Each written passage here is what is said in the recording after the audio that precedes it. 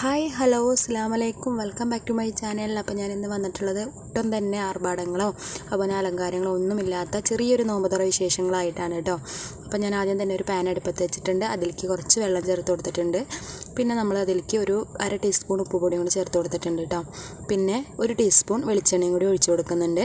ഇനി അതൊന്ന് മിക്സ് ചെയ്തതിന് ശേഷം നല്ലപോലെ ഒന്ന് തിളപ്പിച്ചെടുക്കാം കേട്ടോ. അപ്പോൾ ഞാൻ അതിൽ അരിപ്പൊടിയാണ് ചേർത്ത് കൊടുക്കുന്നത്. അപ്പോൾ ഞാൻ അളവൊന്നും കറക്റ്റ് പറയണില്ല. എന്താണെന്ന് വെച്ചിട്ടുണ്ടെങ്കിൽ ഞാൻ വെള്ളം അടുപ്പത്ത് വെച്ചിട്ട് അതിലേക്ക് കുറേശ്ശെ പൊടി ഇട്ടിട്ട് ഇങ്ങനെ മിക്സ് ചെയ്തെടുക്കാറാട്ടോ. അപ്പോൾ അങ്ങനെ അളവും കാര്യങ്ങളൊന്നും ഞാൻ നോക്കാറില്ല. അപ്പോൾ നമുക്ക് ഏകദേശം അറിയാം. നമുക്കിതൊന്ന് കുഴച്ചെടുക്കുമ്പോൾ പൊടി കുറവാണെങ്കിൽ കുറച്ചും കൂടി ചേർത്ത് കൊടുക്കാം.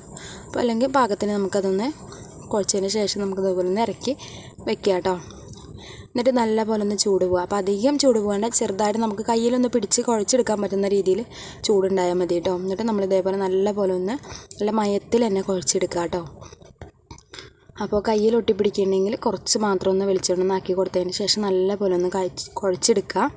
പിന്നെ നമ്മൾ ഇതേപോലെ അതിലെനിക്ക് കുഴച്ചെടുക്കാൻ പറ്റാത്ത കാരണം ഞാൻ ഇതേപോലെ ഒരു ടൈലിൻ്റെ നമ്മൾ ചപ്പാത്തി ഞാൻ പരത്തുന്ന ഇതിലാണ് ഞാനൊന്ന് കുഴച്ചെടുക്കണം കേട്ടോ. അപ്പോൾ നല്ല രീതിയിൽ തന്നെ കുഴച്ചെടുക്കുമ്പോൾ നമുക്ക് നല്ല സോഫ്റ്റായിട്ട് കിട്ടും കേട്ടോ.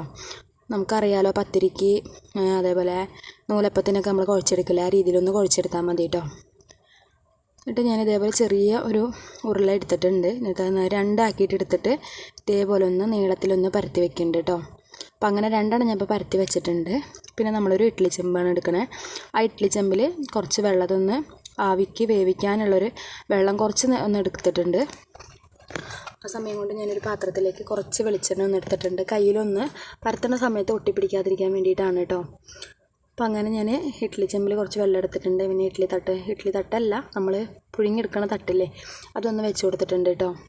അതിലേക്ക് ഞാൻ ഇതേപോലെ ആ നീളത്തിൽ നിന്ന് ചെറിയൊരു കഷ്ണം എടുക്കുക. എന്നിട്ട് ഒന്ന് റൗണ്ടായി പരത്തിയെടുക്കുക. എന്നിട്ട് അതിന് ശേഷം കൈ വെച്ചിട്ടൊന്ന് അമർത്തി കൊടുക്കുക.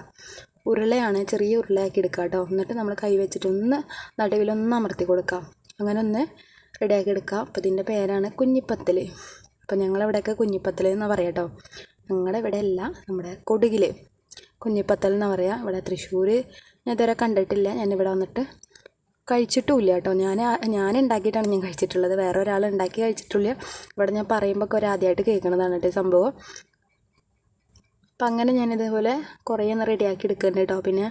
പിന്നെ ഇതുപോലെ ചെറുതാക്കി പരത്തിയെടുക്കാനൊക്കെ വലിയ എളുപ്പമുള്ള കാര്യമല്ല. ആരെങ്കിലും സഹായത്തിനൊക്കെ ഉണ്ടെങ്കിൽ ഭയങ്കരമായിട്ട് പെട്ടെന്ന് തന്നെ ചെയ്തെടുക്കാൻ പറ്റും കേട്ടോ. പിന്നെ എൻ്റെ മോന് കുഞ്ഞിപ്പത്തൽ ഭയങ്കര ഇഷ്ടമാണ്. അപ്പോൾ അത് കാരണം കൊണ്ട് തന്നെ അവന് സഹായിക്കാനുണ്ടായിരുന്നു കേട്ടോ. അപ്പോൾ പിന്നെ ഞാൻ കുറച്ച് മാവ് മാത്രമേ ആക്കിയിട്ടുണ്ടായിരുന്നുള്ളൂ. അത് കാരണം കൊണ്ട് അധികം റിസ്ക് എടുക്കേണ്ടി വന്നില്ല, പെട്ടെന്ന് തന്നെ പരത്തി കഴിഞ്ഞു കേട്ടോ.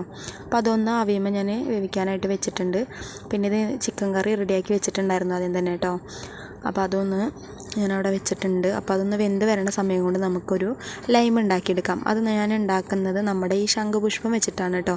അപ്പോൾ എൻ്റെ ഒരു ഫ്രണ്ട് പറഞ്ഞു തന്നിട്ടുള്ളൊരു ട്രിക്കാണ്. അപ്പം ചെയ്ത് നോക്കാമല്ലോ വിചാരിച്ചു കേട്ടോ.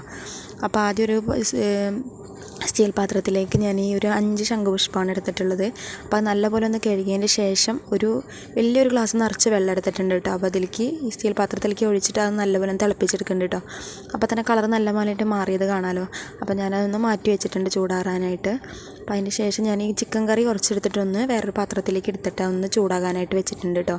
ഒന്ന് ചൂടായി വന്നതിന് ശേഷം ഞാൻ നേരത്തെ വേവിച്ച് വെച്ചിട്ടുണ്ടായിരുന്നു ഈ കുഞ്ഞിപ്പത്തലൊന്ന് ഇതിലേക്ക് ചേർത്ത് കൊടുത്തിട്ടുണ്ട്. അപ്പോൾ ഞാൻ അതിൽ നിന്ന് കുറച്ച് ഞാനെടുത്ത് മാറ്റി വെച്ചിട്ടുണ്ട് കേട്ടോ. ഉണ്ണികൾക്ക് എരിവുള്ളത് പറ്റില്ലല്ലോ. അപ്പോൾ അവർക്ക് ഞാൻ നമ്മുടെ നാളികേരത്തിൽ നല്ല ജീരകവും പിന്നെ മഞ്ഞൾപ്പൊടിയൊക്കെ ഒന്ന് ചേർത്ത് അരച്ചിട്ട് ഒന്ന് ഉള്ളി ഒന്ന് താളിച്ചിട്ട് അതിലേക്ക് ഒഴിക്കില്ലേ നാളികേരം, എന്നിട്ട് നമ്മൾ ഈ കുഞ്ഞിപ്പത്തലൊന്ന് അതിലേക്ക് ഇട്ട് കൊടുക്കുക. അപ്പോൾ അങ്ങനെ ആക്കി കൊടുക്കുകയെന്നുണ്ടെങ്കിൽ 10 ദിവസം ചൂടപ്പനും കഴിക്കും കേട്ടോ. അപ്പോൾ അവർക്ക് 2 ഞാൻ അങ്ങനെ ആക്കിയത്. പിന്നെ ഞങ്ങൾക്ക് ഇതേപോലെ ഒന്ന് റെഡിയാക്കി എടുത്തിട്ടുണ്ട്. പിന്നെ ഞാൻ നേരത്തെ മാറ്റി വെച്ചിട്ടുണ്ടായിരുന്ന ആ വെള്ളം ഞാനതൊന്ന് മിക്സിയുടെ ജാറിലേക്ക് ഒഴിച്ചു കൊടുക്കാം കേട്ടോ, ലൈം ഉണ്ടാക്കാനായിട്ട്. പിന്നെ ചെറിയൊരു കഷ്ണം ഇഞ്ചിയും പിന്നെ ഒരു 2 ടേബിൾ സ്പൂൺ ചെറുനാരങ്ങ നീര് ഒഴിച്ചു കൊടുത്തിട്ടുണ്ട് കേട്ടോ. അപ്പോൾ ആ നീര് ഒഴിച്ചപ്പോൾ തന്നെ നിറമൊക്കെ ഒന്ന് മാറിയിട്ടുണ്ട്. മധുരത്തിന് ആവശ്യമുള്ള പഞ്ചസാരയും കൂടി ചേർത്ത് നല്ലപോലെ നടിച്ചെടുക്കാം. എന്നിട്ട് ഒന്ന് അരിച്ചെടുത്ത് വെച്ചിട്ടുള്ളതാണ് കേട്ടോ. പിന്നെ കളർ തന്നെ ആകെ മാറിയിട്ടുണ്ട്. പിന്നെ നമ്മളിതിലേക്ക് ഒരു 3 ഐസ് ക്യൂബ് ഇട്ട് കൊടുത്തിട്ടുണ്ട് ഒരു ഗ്ലാസ്സിലേക്ക് കേട്ടോ.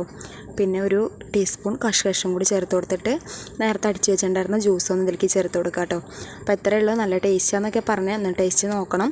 പിന്നെ ഞാൻ നേരത്തെ പറഞ്ഞിരുന്ന ഇതാണ് കേട്ടോ ഉണ്ണികൾക്ക് ഞാൻ റെഡിയാക്കി വെച്ചത്. അപ്പോൾ വളരെ കുറച്ച് മാത്രമേ ഇന്ന് എടുത്തിട്ടുള്ളൂ കേട്ടോ, കാരണം അങ്ങനെ അധികം കഴിക്കില്ല. പിന്നെ ആ ലൈമും ഒരു ഗ്ലാസ്സേ ഉള്ളൂ, അപ്പോൾ അതെന്തായാലും തികയില്ല. അപ്പോൾ കാരണം ഞാൻ വേറെ ലൈമും കൂടി ഉണ്ടാക്കി വെച്ചിട്ടുണ്ട് കേട്ടോ. പിന്നെ ഇതെന്ന് പറയുന്നത് പള്ളിയിൽ നിന്ന് കൊണ്ടുവന്ന ജീരകക്കഞ്ഞിയാണ് കേട്ടോ. ഈ പാത്രം ഞാനിപ്പോൾ ജീരകക്കഞ്ഞി മേടിക്കാൻ വേണ്ടിയിട്ട് ഞാൻ ഒരെണ്ണം മേടിച്ച പാത്രമാണ് കേട്ടോ, പുതിയൊരു പാത്രമാണ് കേട്ടോ. അപ്പോൾ ഇത്രയേ ഉള്ളൂ ഇന്നത്തെ വിശേഷങ്ങൾ. എല്ലാവർക്കും ഇഷ്ടമാവുമെന്ന് വിചാരിക്കുന്നു. ഈ കുഞ്ഞു വീഡിയോ ഇഷ്ടമാണെങ്കിൽ ഒന്ന് സപ്പോർട്ട് ചെയ്യണേ. വീഡിയോയെക്കുറിച്ചുള്ള അഭിപ്രായങ്ങളൊക്കെ ഒന്ന് കമൻറ്റ് ചെയ്യുക. പിന്നെ വീഡിയോ കാണുമ്പോൾ ലൈക്ക് ചെയ്ത് കാണാം കേട്ടോ. അപ്പോൾ ഇൻഷാ അല്ലാഹ് അടുത്ത ദിവസം നല്ലൊരു വീഡിയോ ആയിട്ട് വരാം.